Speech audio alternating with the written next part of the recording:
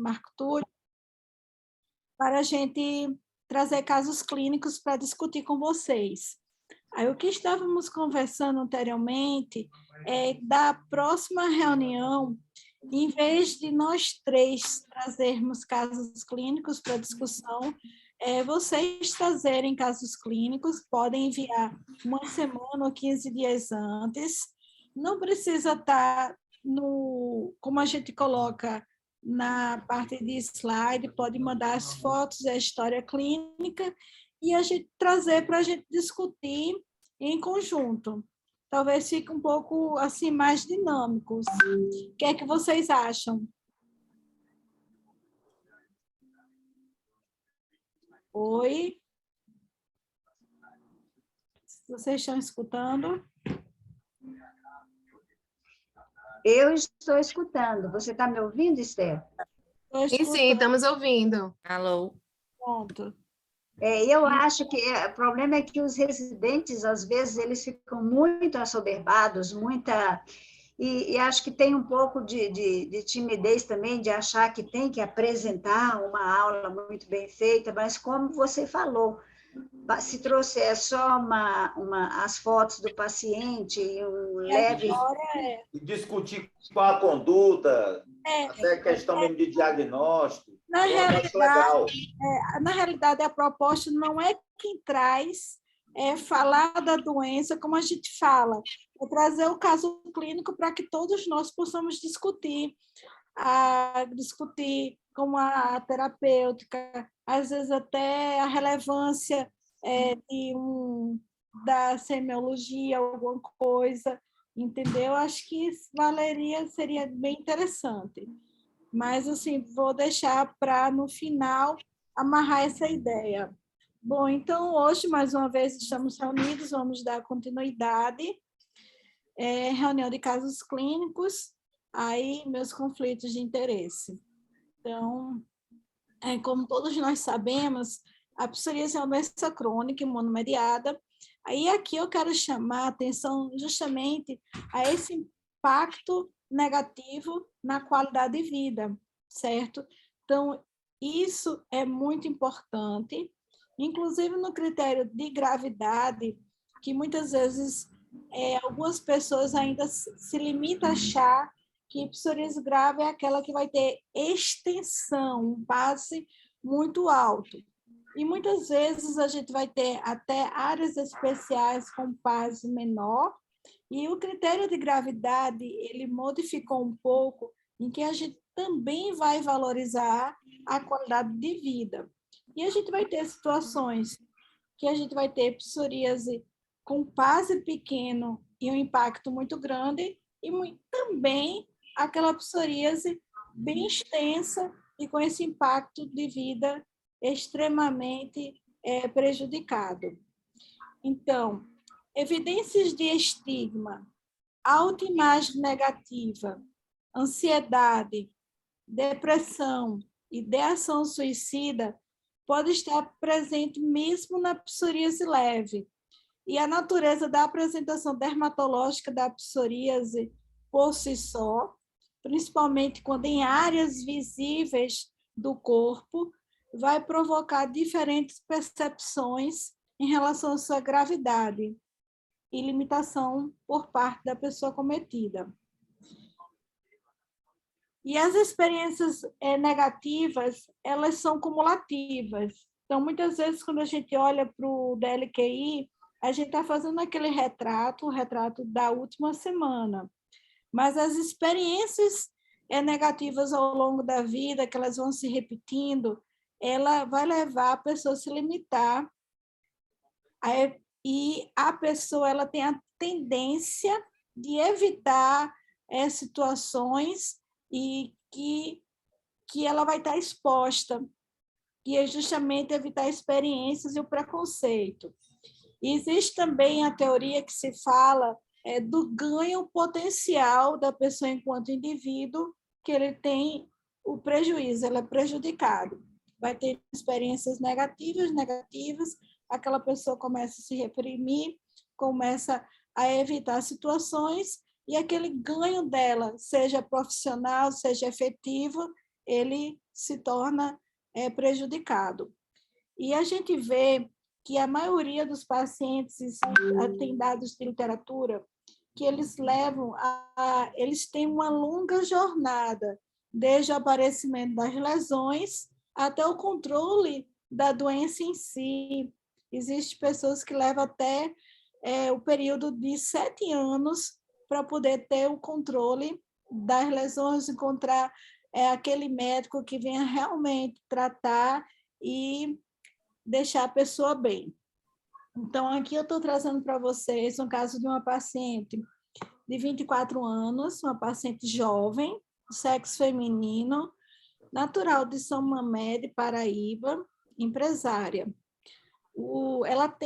A psoríase dela teve início aos 16 anos e ela referia um prejuízo muito grande da sua qualidade de vida, uma baixa estima significativa, com dificuldade na vida afetiva, social e laborativa em relação às lesões de psoríase.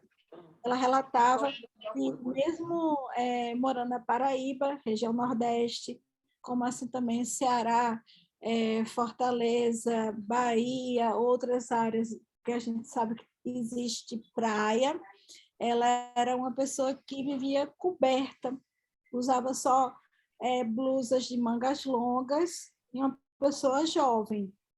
E ela estava em uso do metraxato, 15 miligramas por semana, e também fazia uso do hidrato do calcipotriol com o dipropionato de petametazona.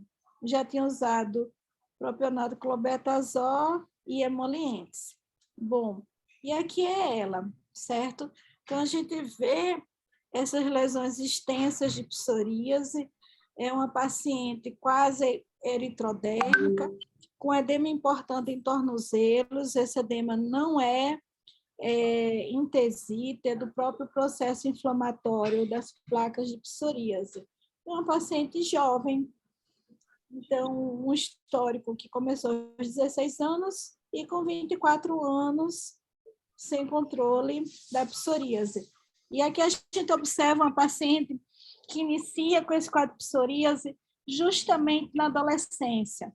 Então, a gente vê justamente a infância e a adolescência, que é esse período de construção afetiva, construção psicológica, construção de ganhos intelectuais, e uma paciente com prejuízo em relação à sua vida. Então, a gente falou que o DLQI não necessariamente ele precisa ser tão extenso, o comprometimento, como neste caso. Esse caso, a gente observa tanto um PAS elevado, como também um DLQI. Uma paciente que tinha um peso de 100 quilos, a estatura de 1,66, um MC de 35,56.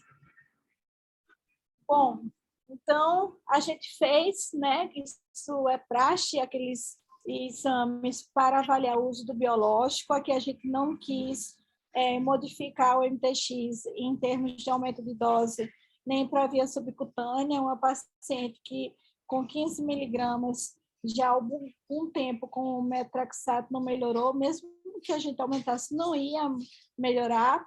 Até no consenso da SBD de psoríase, teve a pergunta que foi feita a vários experts, se com 8 semanas não atingisse o PAS 75, fosse o PAS 50, se tentaria otimizar a via do MTX ou não. A maioria respondeu que não, apesar que não houve consenso, mas a maioria respondeu que não. Então, a gente vê aqui uma paciente que não teve nem 50% melhora de PAS.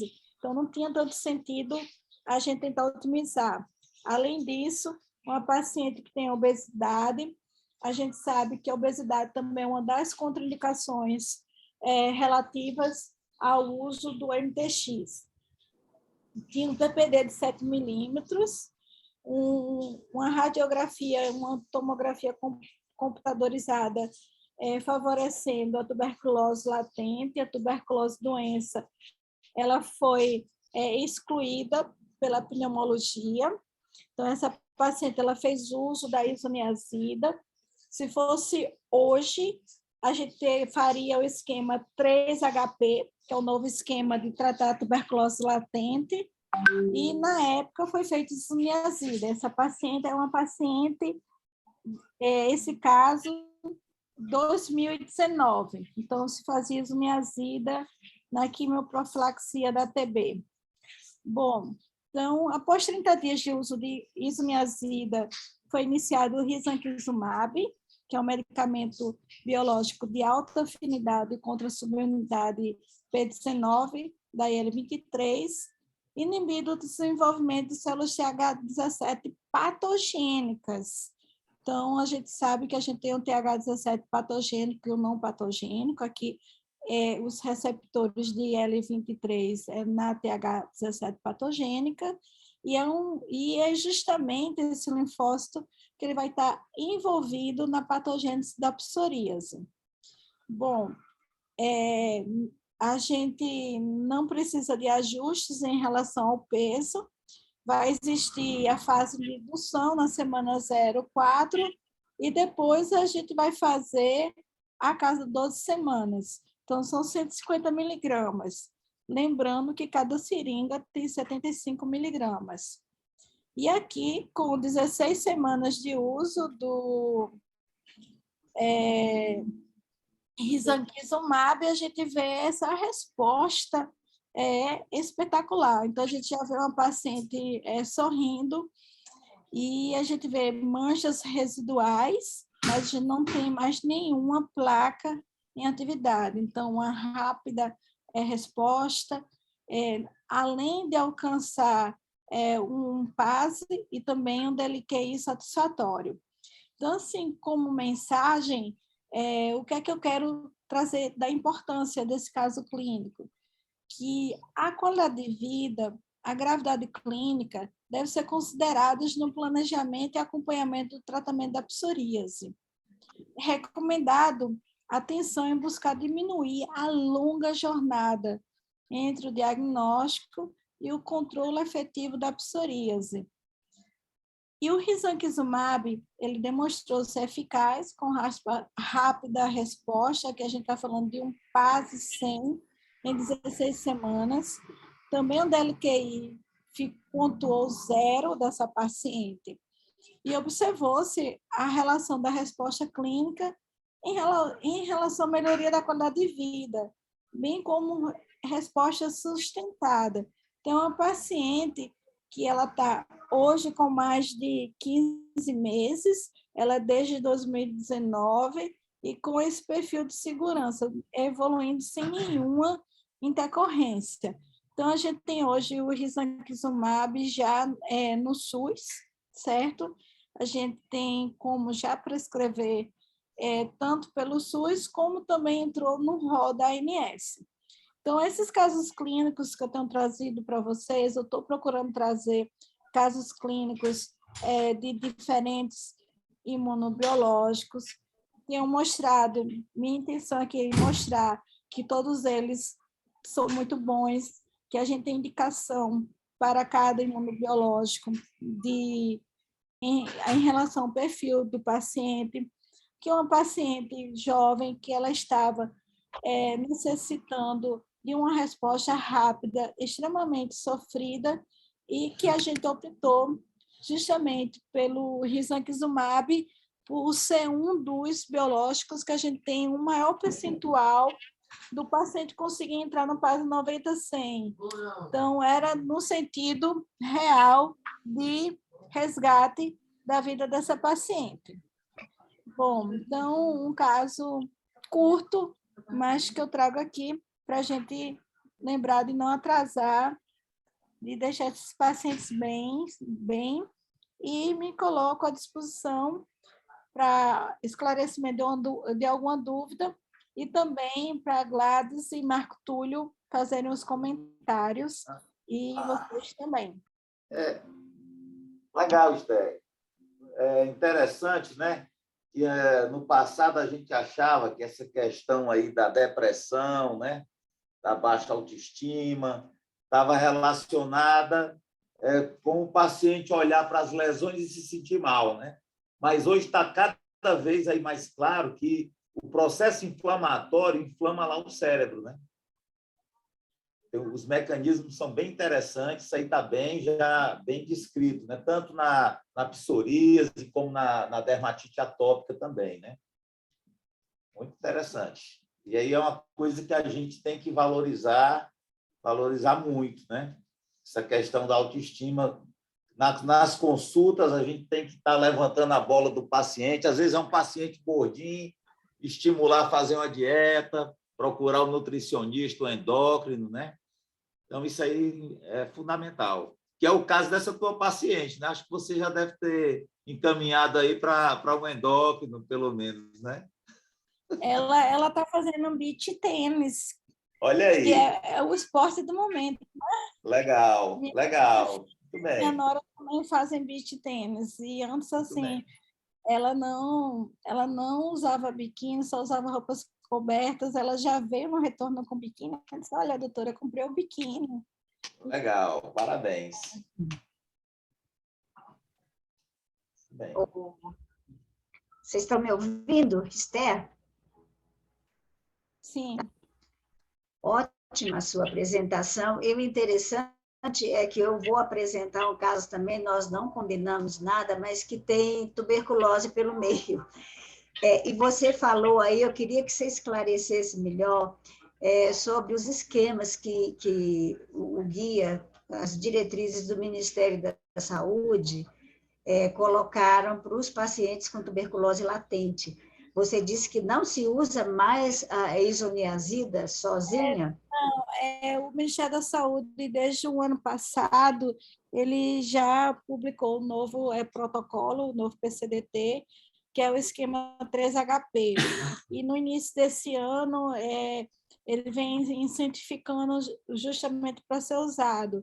Então, antes a gente fazia a isoniazida de 6 a 9 meses, geralmente 9 meses. O esquema agora são de 3 meses. E o esquema 3HP, eu vou pegar aqui um slide. Mostra o slide aí. É a rifampicina. É rifampicina mais isoniazida, 900 miligramas de cada um deles. Deixa eu abrir aqui para vocês. Mostra o slide aí, Esther. Esquema para criança. Vão aí comentando que eu vou procurar aqui o slide. Só um minuto. Mas isso, eu acho que nem todos os serviços do programa de tuberculose... Ainda estou prescrevendo isoniazida, doutora Gladys. Ainda, inclusive, do nosso serviço também. Hoje mesmo já prescrevi. O já está fazendo o 3HP desde o início do ano. Então, o Ministério tem reforçado isso, que é para todos os lugares fazer o 3HP. Isso já... Estezinha, só um momento. É a mesma coisa da clofazimina para a TB paucibacilar. Vocês viram quanto tempo demorou, né?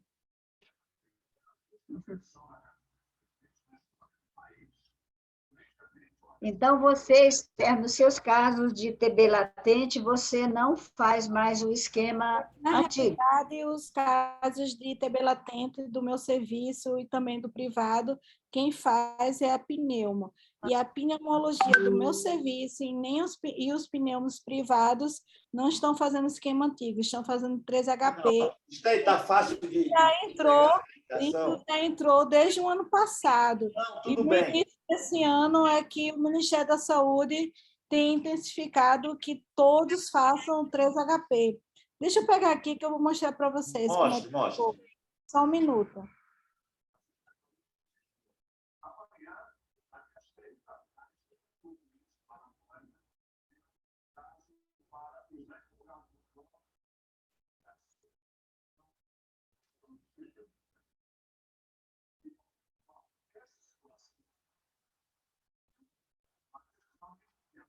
Enquanto isso, eu vou perguntar outra coisa. Vocês têm tido facilidade de pedir para o laboratório, em vez de PPD, IGRA, e os planos de saúde autorizam?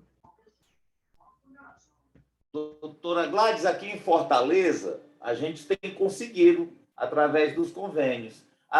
Interessante, a Unimed libera para uns e para outros não. Aí o paciente volta aqui, doutor, não liberou não.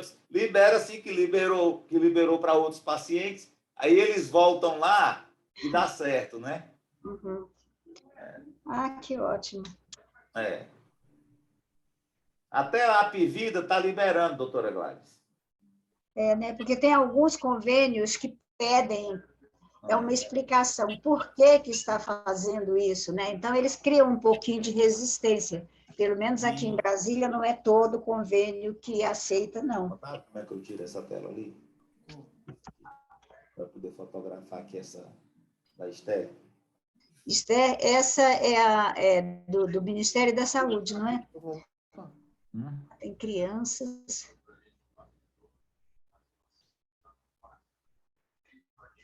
Olha aí, meninos. Volta lá, Esther. Volta lá, Esther. Volta lá naquela tela, Estherzinha.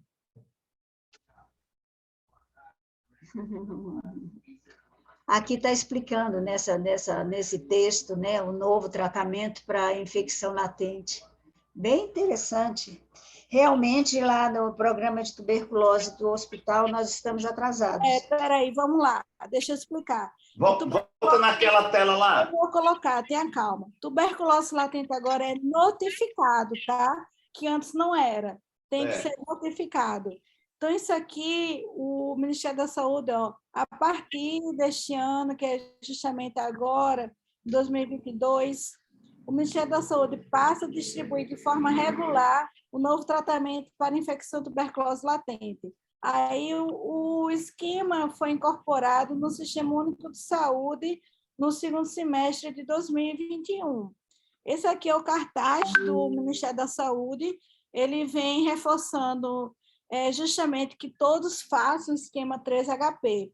Então, o que é o esquema 3HP? Ele vai ser justamente a rifampicina e a isoniazida por semana.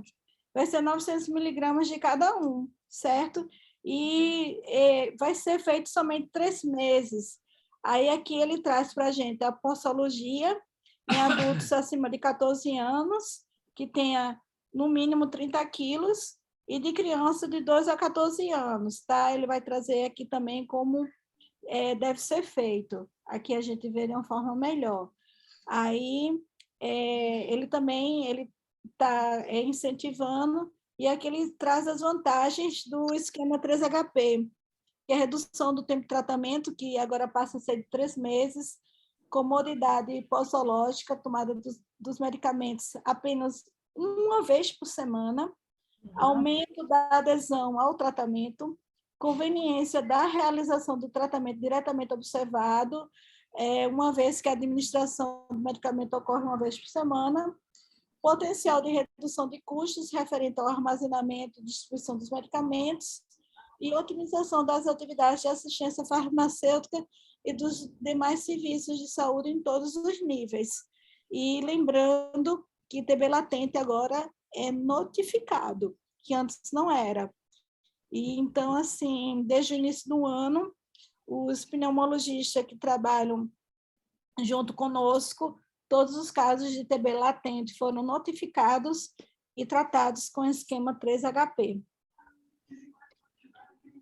Que ótimo, Esther. Então, você, além de tudo, já prestou uma grande contribuição para nós, palestrantes, e para os residentes. Eu acredito que também nem todos estejam cientes ou seguindo esse novo esquema. Amanhã mesmo eu vou conversar com o pessoal da pneumologia do nosso hospital e do programa de tuberculose, e para saber, então, por que nós não estamos fazendo esse esquema também. Vamos ver. Obrigada, viu? Valeu. Excelente, Esther. Valeu.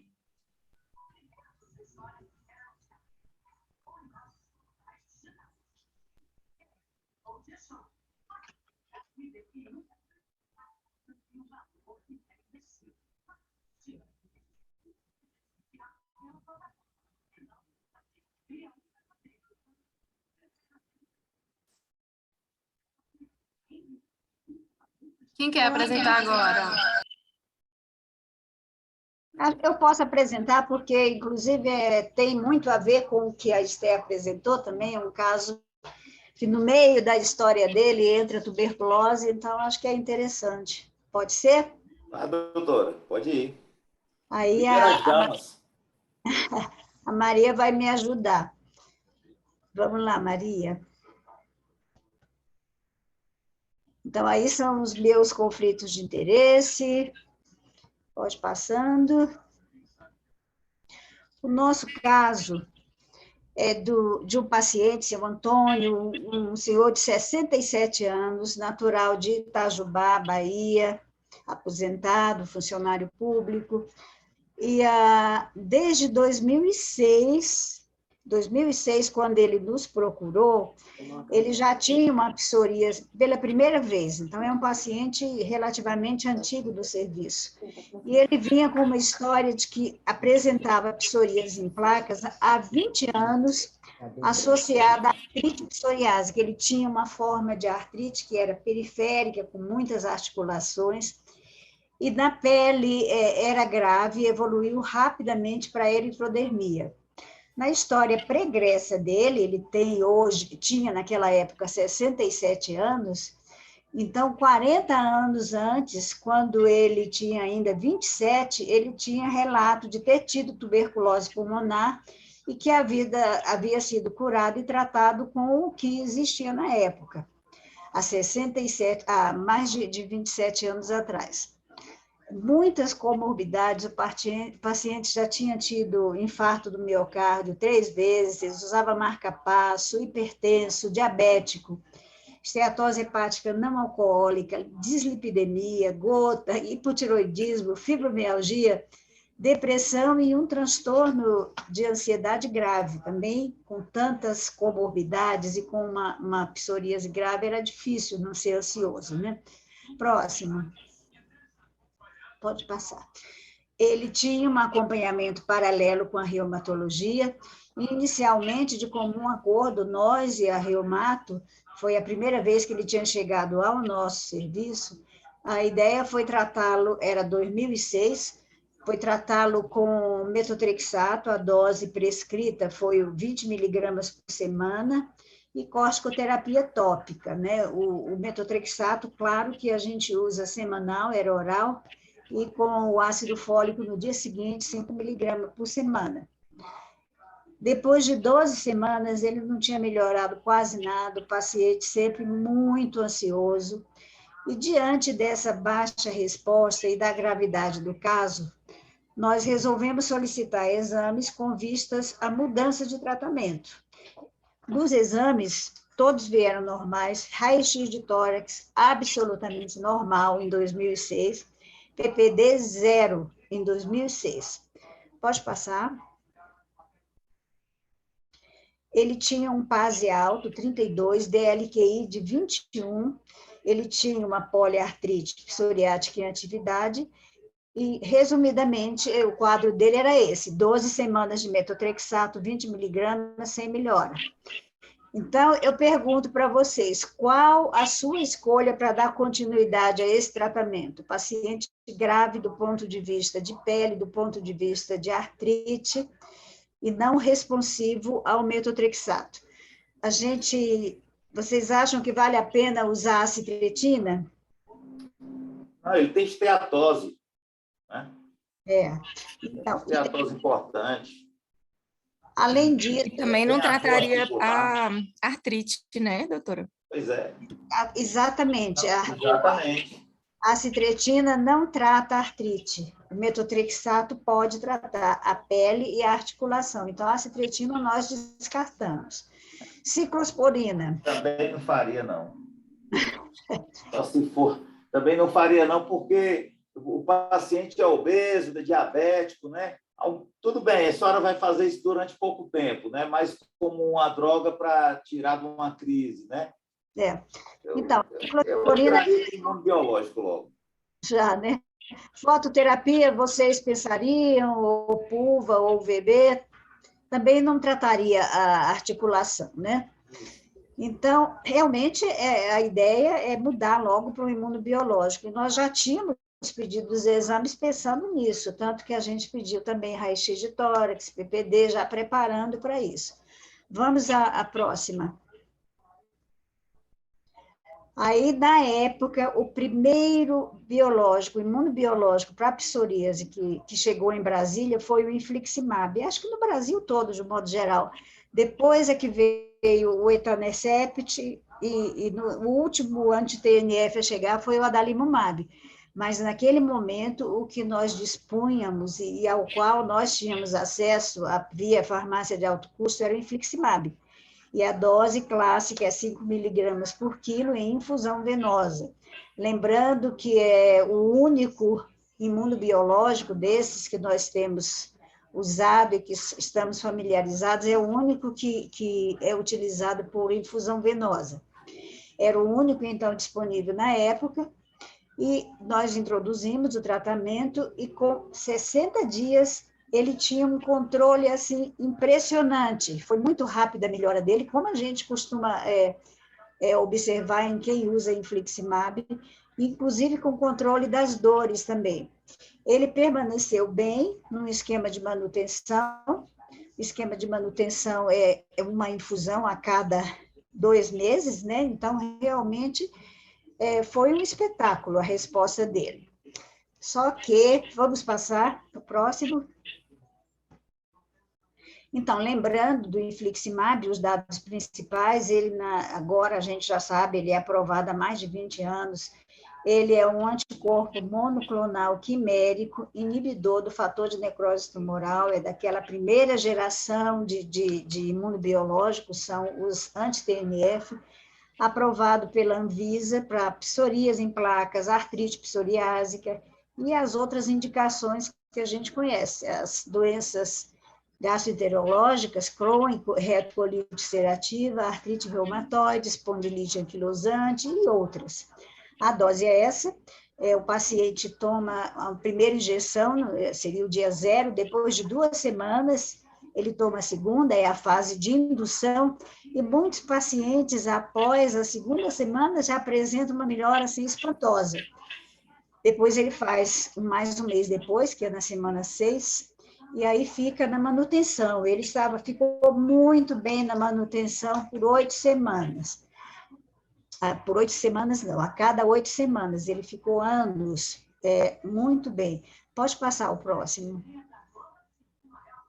Então, em 2018, vocês vejam que ele começou o tratamento em 2007, né? Ele já tinha 11 anos do uso, estava satisfeitíssimo com o PASI 3, começaram a recidivar algumas plaquinhas na perna, no cotovelo, mas que não eram, assim, impactantes, né? Ele repentinamente começou a apresentar sintomas respiratórios, tosse persistente, emagrecimento. A investigação com a pneumo revelou que se tratava de um caso de tuberculose pulmonar ativa. Não era latente, era tuberculose pulmonar ativa. E relembrando, quando nós introduzimos no esquema de biológico, ele tinha um PPD 0 e um raio-x de tórax normal, apesar do histórico de tuberculose lá 40 anos atrás, né? Então, provavelmente, ele pode ter tido uma nova infecção. Então, claro, foi importante, nós tivemos que suspender o infliximab e iniciar o esquema RIP, né? Esquema RIP, vocês lembram qual é, que é rifampicina, isoniazida, pirosinamida, etambutol, aquele esquema clássico, né? Pode passar. Após 4 meses da suspensão do infliximab e do início do tratamento de tuberculose, houve reativação da psoríase. Ele que estava com um PASI 3, pulou para um PASI 41, o DLQI dele foi lá para cima, prurido intenso, exacerbação do transtorno de ansiedade, e o paciente estava iniciando ainda o tratamento.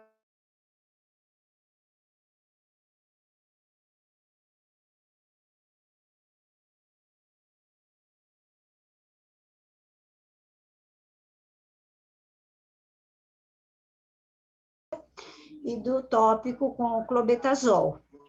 Pode passar o próximo.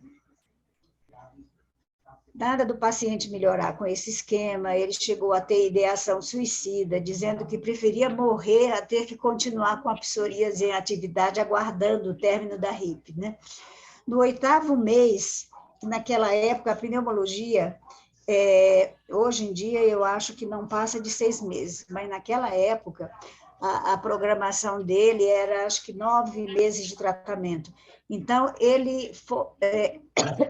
nós discutimos o caso com o pneumologista e eles concordaram que nós introduzíssemos um imunobiológico de outra geração, que não tinha ação anti-TNF, nossa escolha foi pelo ustekinumab. Então, ele ficou ainda fazendo mais 2 meses de tratamento tuberculostático e já iniciou o ustekinumab. Para nossa surpresa, após a segunda dose, após a segunda dose de ustekinumab, ele limpou completamente, chegou ao PASI 0, com 2 doses de ustekinumab. Pode passar. Aqui é o paciente antes do tratamento, aí na fase do desespero. Então, só clobetasol e pulvaterapia não conseguiam ajudar em nada esse paciente. Próximo. Para mostrar o desespero dele, ele chegou, acho que para tentar nos convencer que ele não aguentava mais, que ele não suportava mais, daí a ideação suicida, ele chegou a encher essa latinha de escama acumulada na roupa de cama e nos levou para mostrar como é que ele estava, como é que era a qualidade de vida dele. Isso aí dentro do balde, tudo é escama de pele do paciente. Próximo. Aí vocês vejam, olha, quase que um milagre, né?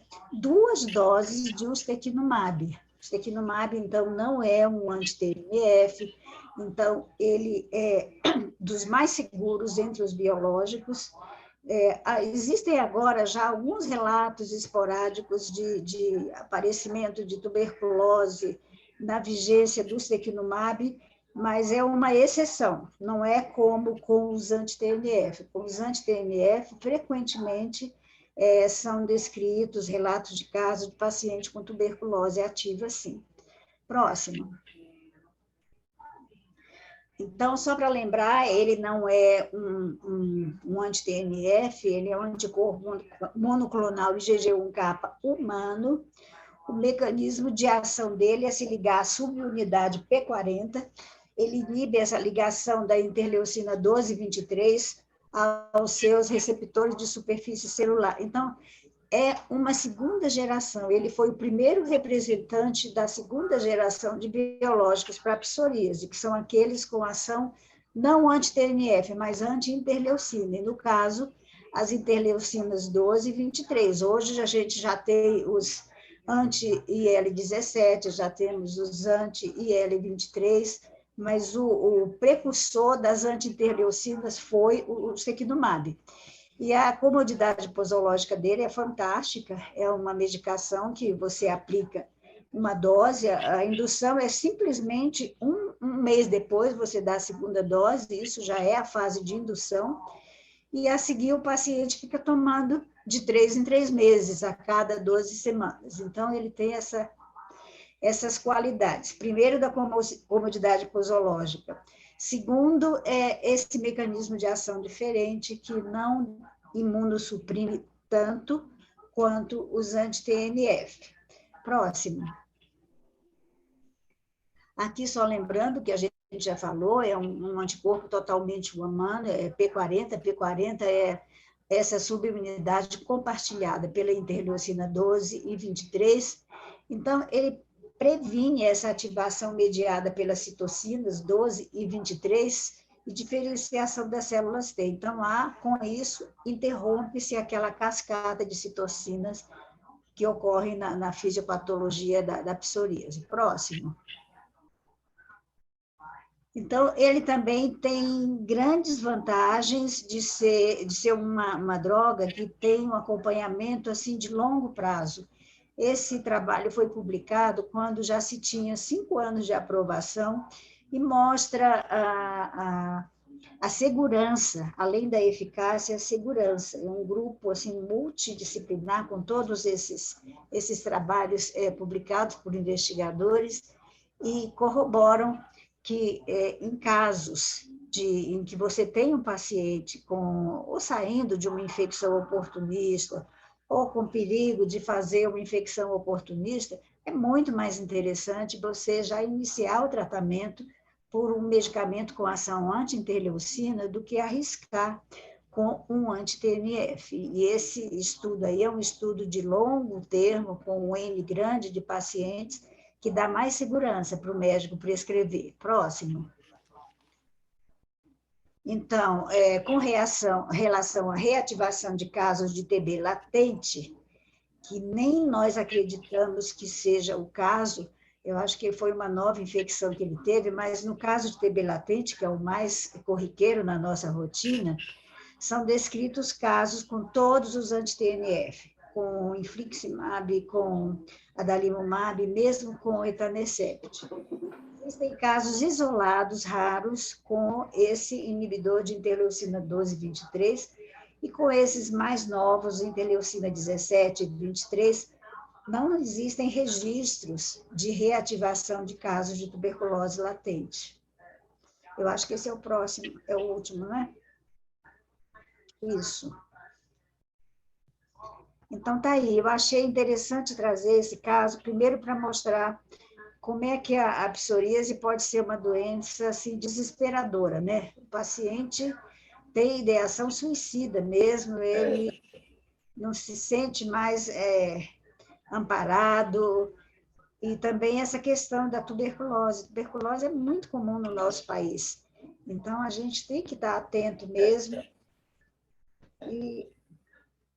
Mas a minha experiência com o sequinumab é muito boa, principalmente em casos que já usaram anti-TNF antes, mas em alguns países, como, por exemplo, na Inglaterra, eu não sei se ainda está valendo isso, mas a saúde pública na Inglaterra estava dando como primeira opção para todos os pacientes, primeira opção de biológico é o sequinumab.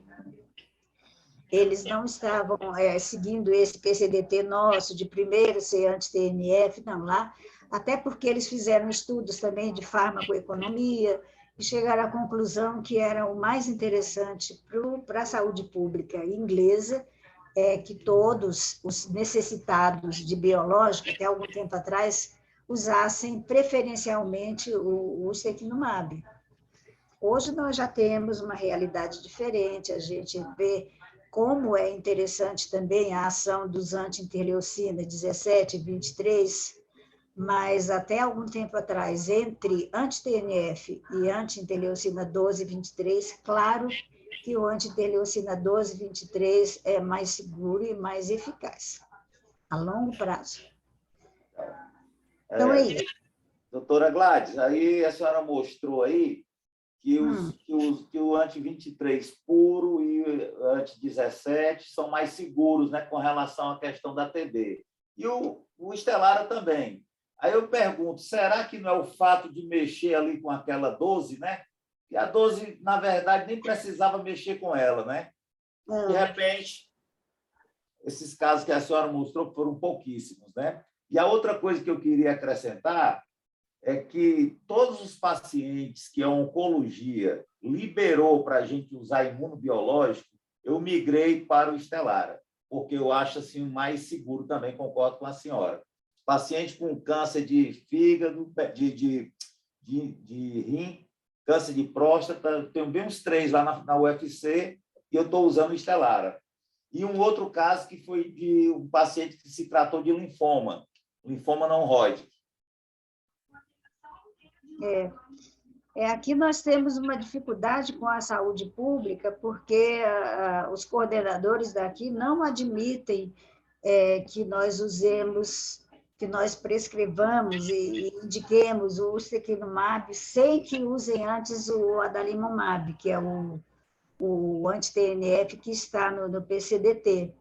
Então, mesmo que tenha excepcionalidade de história, mesmo que tenha comorbidades, casos assim, bem complicados, mas eles querem, não exigem que para o paciente usar o sequinumab, tem que usar e provar que o anti-TNF, que no caso é o adalimumab, e provar que ele não foi responsivo para depois você reivindicar que a saúde pública daqui libere o sequinumab. Eu não sei se isso ocorre em todo o país, mas aqui é muito rígido isso. Questões. Questões. Ok. Tá Vamos bom? lá. Vamos lá. Doutora, eu tenho uma dúvida. Em relação ao tratamento da artrite psoriásica, eu sei que tem alguns que são preferência quando a artrite é axial, outro quando é periférica, eu tenho uma dúvida, assim, quando escolher qual. Na realidade, com relação ao infliximab, o infliximab age muito bem na artrite periférica, tanto que o paciente renasceu, porque ele tinha poliartralgia, ele não tinha axial. A resposta na axial com o infliximab não é a mesma coisa. Para periférica tem umas particularidades. Assim, já o sequinumab não é uma droga de excelência para artrite, não. Mas, de qualquer maneira, o paciente tem alguma melhora. Às vezes, a gente tem que associar uma outra droga, das muitas que os reumatologistas têm, mas como esse paciente, o foco principal dele, quando ocorreu a recidiva, era a pele, engraçado é que ele não estava tendo, assim, muita queixa reumatológica, mas o foco dele era a pele, era horrível. Vocês viram que ele encheu o baldinho lá.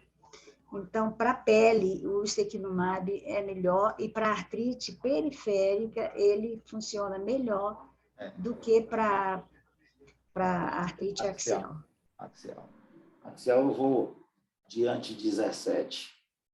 Isso aí. Muito bem. Então, vamos lá. Bom, então, pessoal, eu vou falar aqui um caso de dermatite atópica, tá certo? Vai ser rapidinho aí. Pode passar aí o próximo aí. Então, a dermatite atópica, né, é uma doença cutânea inflamatória, frequentemente associada a asma, rinite alérgica. Vocês estão ouvindo aí, não? Sim. Pronto. Uma afecção de curso crônico, recidivante, desenvolve-se no início, na infância, né? Como resultado de uma complexa inter-relação de ambiente e fatores imunológicos e também genéticos. Bom, eu vou direto lá para o caso, aí depois a gente discute. Tá? Esse caso é interessante, que são de gêmeos, né? Gêmeos univitelinos. Pode ir lá. Pronto. Então, os pacientes aí, gêmeos univitelinos, masculino, 21 anos, fototipo 2, estudantes, naturais de Fortaleza, referiu história de coceira no corpo desde a infância, relatava o surgimento de lesões na face, né? Corpo acompanhado de intenso prurido, afirmava que a infância foi marcada por idas e vindas aos consultórios médicos e hospitais, né? Fato que ainda persiste. Reclamam de tudo ser limitado ou proibido na vida deles, né? Como alimentação, banhos de piscina, vestimentas. Referem vários tratamentos com corticoide tópicos, sistêmicos, antibióticos tópicos e sistêmicos, antihistamínicos e cremes hidratantes. Eles foram atendidos aí em março de 2020. Durante a consulta, o grau de prurido dos dois me chamou a atenção, né? Apresentavam autoestima bastante comprometida, sinais de tristeza mesmo.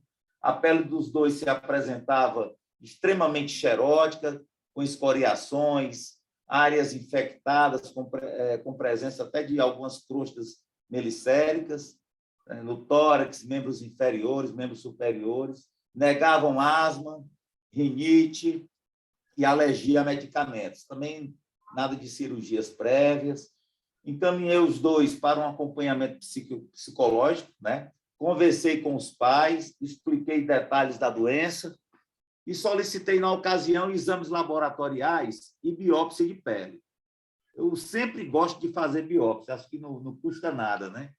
Bom, orientei sobre a limpeza do ambiente doméstico, alimentação, vestimentas, banhos, prescrevi aí sessões de fototerapia UVB, 3 vezes na semana, fiz o antibiótico por conta da infecção, né? Fiz loratadina, porque tinha muito prurido, inclusive associei com ixizina à noite, para ver se eles dormiam um pouco mais tranquilo, diprogenta nas áreas comprometidas, uma hidratação cutânea, sabonete não glicerinado, banhos rápidos, né? Uma hidratação específica para a face. Próximo. Então, esse aí era o aspecto deles. Na primeira consulta, não tem a foto aí do rosto, vocês vão me desculpar, tá? Mas tinha algumas lesões também. Então, vocês observam aí as placas, né, eritematosas, com escamas, tem essas lesões aí dos cotovelos que até lembram a psoríase, né? Áreas escoriadas, isso aí é o gêmeo 1, bote o 2 aí, por favor. Aí o 2 tinha mais eritema, uma descamação assim mais fina, né? Mas que coçava muito também, fossa poplite aí bem comprometida. Próximo. Bom, e aí eles retornaram ao consultório com melhora, né, do quadro, já vinham trazendo aí o resultado dos exames, um tinha uma IgE de 524, o outro acima de 2.000. As biópsias confirmaram lá diagnóstico de dermatite atópica, né, com espongiose. Mantive a fototerapia, a hidratação cutânea, a loratadina e o ixizine. Em agosto, eles retornaram com a piora importante, né, blefarite, lesões nas fossas cubitais e poplite, bastante escoriações, infecção cutânea, né?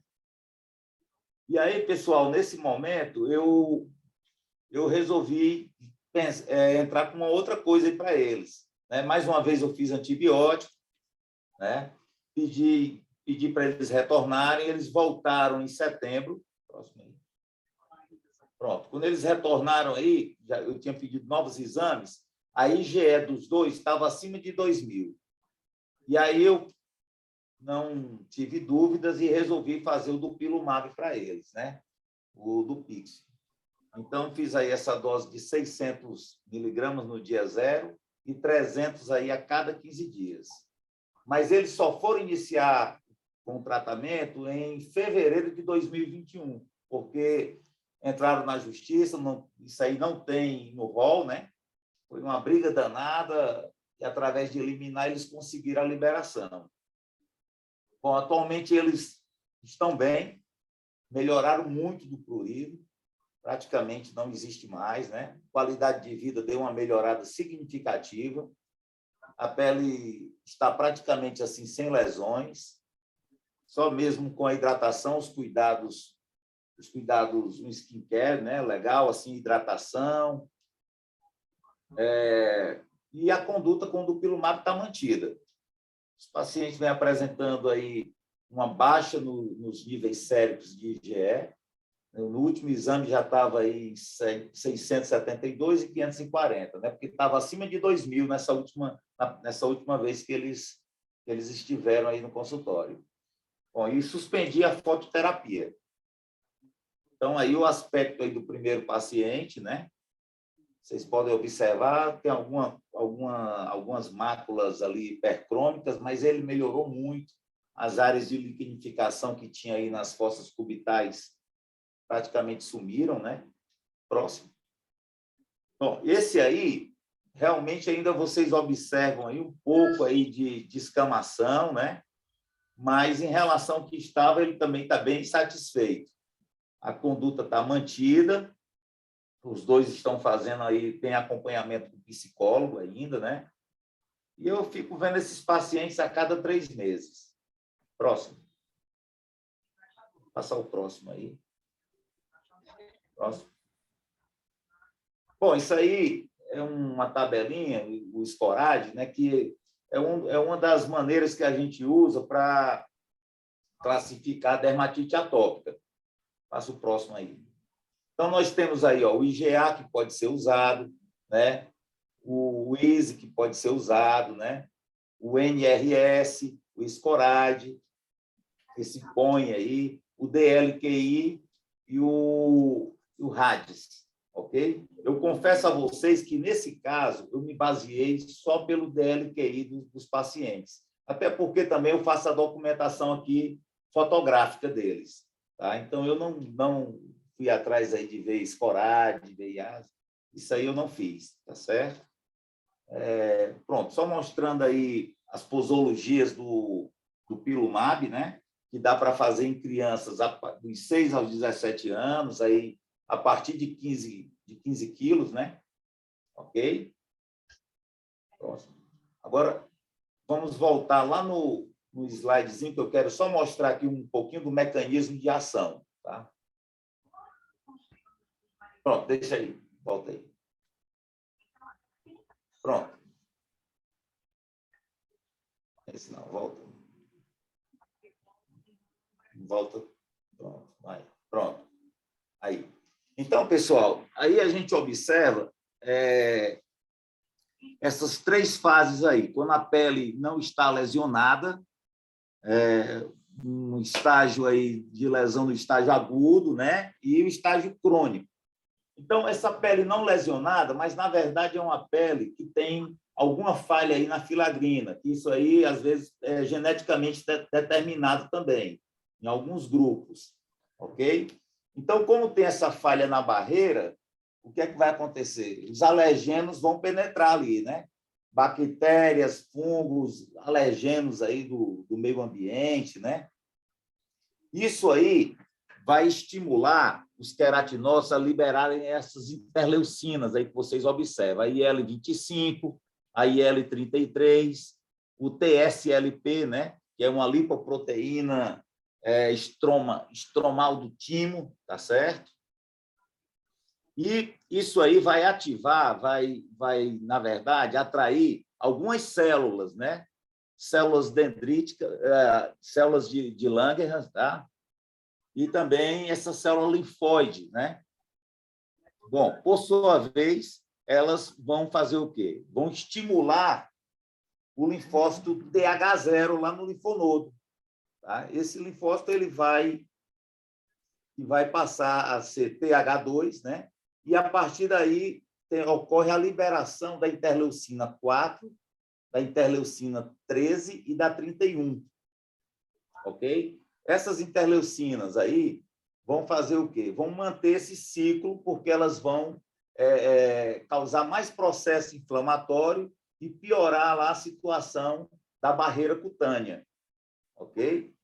E o mais interessante é que esse processo também ele se perpetua, e essas interleucinas TH2, depois vai acontecer também participação da via TH1. Tá?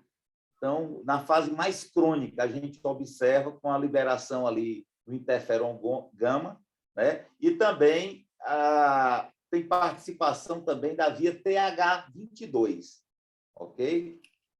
Bom, chamar a atenção aqui, pessoal, deixa eu ver aqui, que tem aí a filagrina, né? A filagrina, a ceramida, isso aí tudo vai estar diminuído por conta da ação das interleucinas IL-4, IL-13 e IL-31. A IL-31 é que está mais relacionado com a questão do prurido, né? Tem até um anti-interleucina que pega a IL-31, é o nemolizumab, tá? Eu acho que ainda não chegou aqui, né? Mas ele é direcionado para a interleucina 31. Esse caso aí eu achei interessante, porque quando tem, no caso de gêmeos univitelinos, quando um tem dermatite atópica, a chance do outro ter fica em torno de 70% a 80%. Né? Em gêmeos não semelhantes, isso aí fica em torno de 20%. Então, hoje os meninos estão bem, a qualidade de vida dele melhorou bastante, né? E é isso, achei interessante esse caso aí. Estou aqui disponível para qualquer pergunta aí.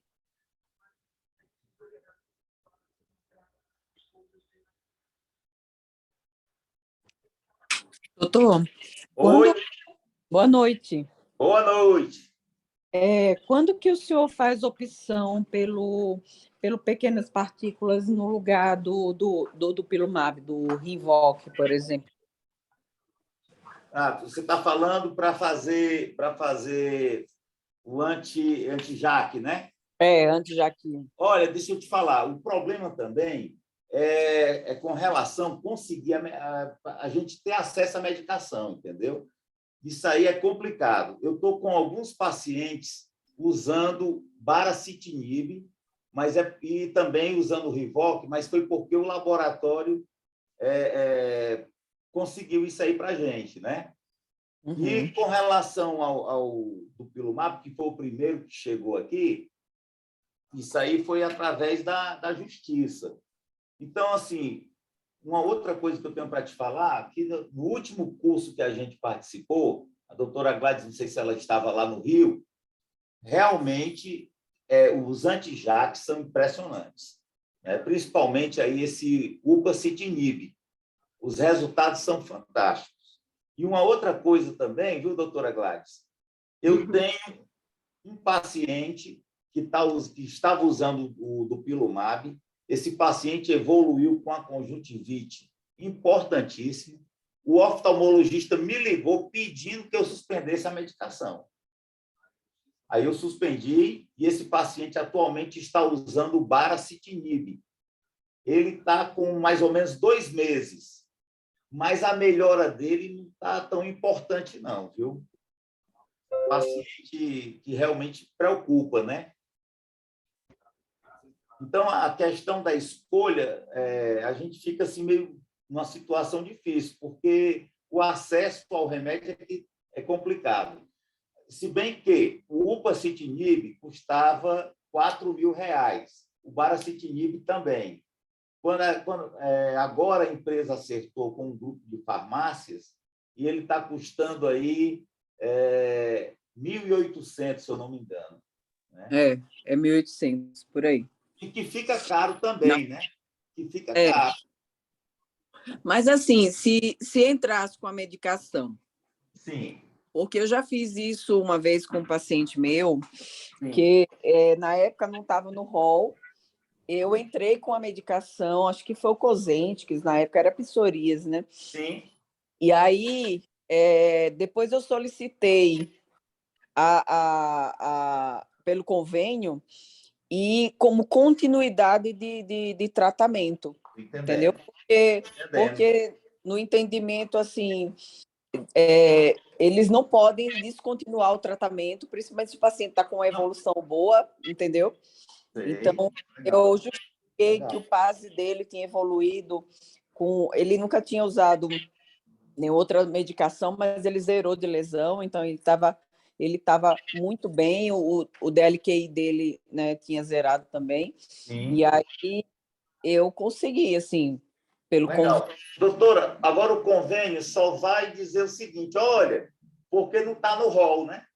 Entendeu? Não está no rol. De qualquer forma, aí vai na justiça. Mas é interessante o que a senhora fez. Estou entendendo aí, legal. E deixou tudo documentado, pode até fornecer as fotos para o paciente, e aí ele vai usar no processo, se for o caso, né? Muito bacana. É uma ideia.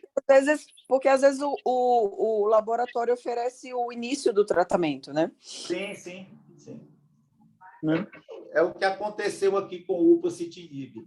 Agora, só uma coisa também que eu queria falar, viu, doutora Gladys?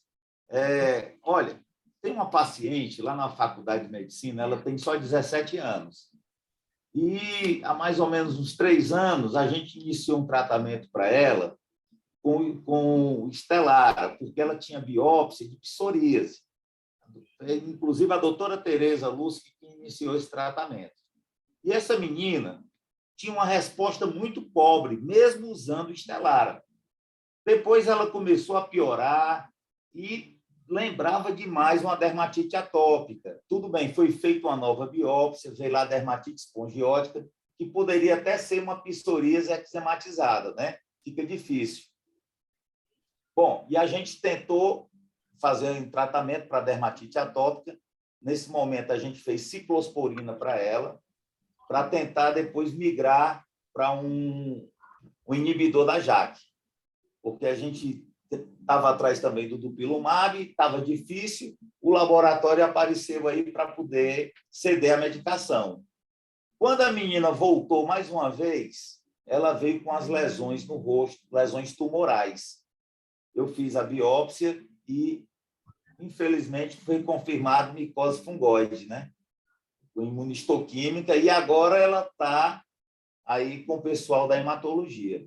Por que é que eu estou falando isso aí? Estou falando isso porque é importante a gente estar sempre biopsiando esse pessoal. Ah, porque psoríase o diagnóstico é clínico. Mas não custa nada você documentar, se possível, e até para você também exatamente ter um respaldo, né? Eu acho interessante. Por favor, mostra só aquele último slide lá. Olha só, uma coisa que aconteceu aqui essa semana. Lá no finalzinho, lá no finalzinho.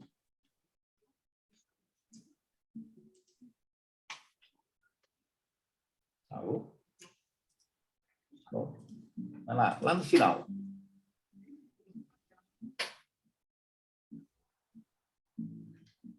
Pronto, vai. Ó, essa moça aqui. Essa moça aqui esteve essa semana no consultório, certo? Ela foi encaminhada por um colega para fazer o tratamento aqui para dermatite atópica, né? Só que, quando ela chegou aqui, eu achei estranho, que ela tinha essas lesões aí do cotovelo, tinha essa lesão aí da fossa cubital e tinha um diagnóstico de dermatite atópica, diagnóstico clínico. Quando ela chegou aqui, ela não tinha biópsia, eu fiz biópsia dela, fiz 3 pontos. 2 confirmaram psoríase e teve um que foi compatível com dermatite atópica, né? O que foi que eu fiz? Ela tinha placas importantes no couro cabeludo, né? Tinha artralgia. Eu liguei para o colega que encaminhou e disse para ele, rapaz, eu vou fazer o seguinte, eu vou tratar essa moça para psoríase. E iniciei o imunobiológico para ela. Tá? Ela, lá do Apivida, eu iniciei o Mira, que é o que eles têm lá.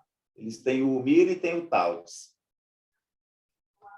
Então, é só mais assim, para mostrar, né, como é importante. Eu acho que a gente... E hoje em dia, tudo é motivo de processo, tudo é motivo de complicação, então, não custou nada, né? Tá certo? Só compartilhando aí. Marco, em primeiro lugar, espetacular esse caso desses seus pacientes gêmeos, né? Isso é muito interessante. Agora, deixa eu te falar, isso que você falou de associação de 2 doenças é o overlapping. Isso é descrito, tem uma pequena porcentagem de pacientes de psoríase que você vê que, concomitantemente, eles têm lesões bem características de eczema. E são pacientes difíceis de você controlar. Eu tenho uma que eu já troquei de biológica, ela usou todos.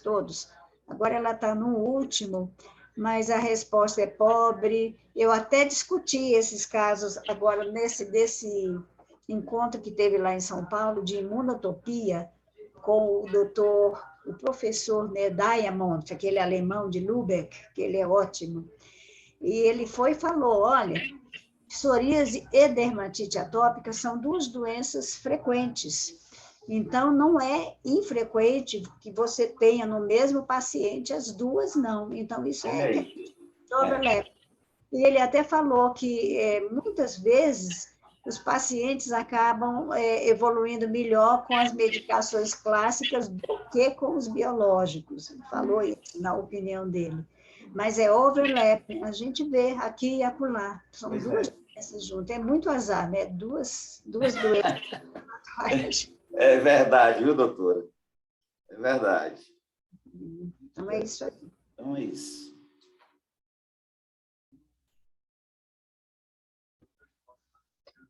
Maria, nós vamos ter uma próxima reunião ainda? Oi, doutora Gladys. Sim, teremos. Daqui a 2 meses teremos a última reunião. Então, aproveitando aí que está todo mundo, pessoal, vamos fazer o seguinte, nessa próxima aí, se vocês tiverem algum caso para a gente discutir, aí vocês já podem encaminhar aí para a Maria, né, Maria? Isso. Uhum. Seria A gente excelente podia- se alguém Para enviasse. vocês participarem mais, todo mundo é colega aí, todo mundo é médico, todo mundo está trabalhando com isso, né? E a gente está aqui para aprender também, viu? Uhum. Exatamente. Doutora Gladys, eu estou com um paciente que eu vou mandar para a senhora. Esse rapaz é conhecido no Brasil, viu? Faça isso. Mas o nome dele é bem invocado, é Benedito, é Seral Benedito. Doutora, já tomou todos os imunobiológicos, todos. Sabe onde é que ele está hoje? Internado lá na faculdade. Chegou lá eritrodérmico. Meu Deus. Esse paciente fez até biópsia de gânglios, ele estava com os gânglios inguinais gigantes, a gente achou que era um linfoma, não deu nada, tudo reacional, né? E aí hoje está internado. É um paciente que veio de Belém do Pará, mas já está por aqui já há uns 2 anos. O irmão dele, olha só, o irmão dele começou um tratamento aqui com Cosentyx, psoríase. E foi esse irmão dele que o trouxe para cá. E esse irmão, quando estava com mais ou menos uns 2 anos de uso da medicação, chegou aqui um dia no consultório falando com dificuldade, uma respiração um pouco ofegante. Eu achei estranho aquilo, sabe? E disse, rapaz, e referindo perda de força. Eu pedi para um colega ver, e o colega, que é um clínico excelente, o doutor Tavares, viu e disse, me ligou, Marco Túlio, isso aí é ela. E é ela e tem mais. É galopante. Doutora, em 6 meses, o paciente estava em casa com traqueostomia, com um home care e tudo mais. Faleceu. É irmão desse paciente. Aí, o que foi que aconteceu? A família veio aqui para saber se foi por conta do Cosentyx, né? Aí eu peguei, era até aquela meninazinha, a Sâmia, que era a MSL. Rapaz, ela mandou um monte de trabalho. Eu mostrei para o pessoal da família. Que não tinha nada a ver. É complicado. Nossa. Então, assim, aí eu mostrei, olha, o seu irmão veio aqui, foi feita biópsia dele, aí eu mostrei, tá aqui a biópsia, que era psoríase, que ele não estava bem, estava com dor articular, e a gente entrou com a medicação. Então, por isso que eu acho importante, quanto mais a gente assim se proteger, né? E para o paciente também vai ser uma boa, que ele vai ter um diagnóstico, né? Vai ter um documento. Tá? Pois é. Então, não mande para mim, não, viu? Pode ficar com ele, que ele está em ótimas mãos. Agora, meu Deus. O caso muito provavelmente vai acabar virando um linfoma, né? Linfoma. Mandei, doutora, biópsia ele tem assim mais de 15. Porque toda vida que ele chega desse jeito, ó, faz a biópsia dele, que pode ser uma biópsia. Hoje mesmo já pedi biópsia. Infelizmente é assim mesmo. É não dá para vacilar, não. Pois é isso. Ótimo, obrigada pelos seus Maravilha. casos. Valeu. Muito obrigada, doutora Gladys, doutor Marco Túlio. Obrigada a todos pela presença. Nada. Valeu. Obrigado. E em outubro, daqui a 2 meses, teremos outra reunião, em dezembro também. Temos mais 2. Mas Tá na bom, próxima, seria interessante que outras pessoas pudessem apresentar casos, se tiverem dúvidas, também apresentar aqui para aproveitar a oportunidade. A doutora Gladys, doutor Esther, doutor Marcos estão aqui para ajudar e para compartilhar conhecimento. Aqui é para, como o doutor Marco comentou antes, aqui ninguém está julgando ninguém, aqui é para todo mundo se ajudar e todo mundo aprender. Esse é o momento. Pois é. Claro. Pois então, ok. Uma boa Muitíssimo noite. obrigada a todos. Valeu. A todos. Boa noite. Muito obrigada. Boa noite. Boa noite. Muito obrigada. Boa noite. Boa noite a todos. Boa noite. Boa noite, obrigada, gente. Boa noite, obrigada. Boa.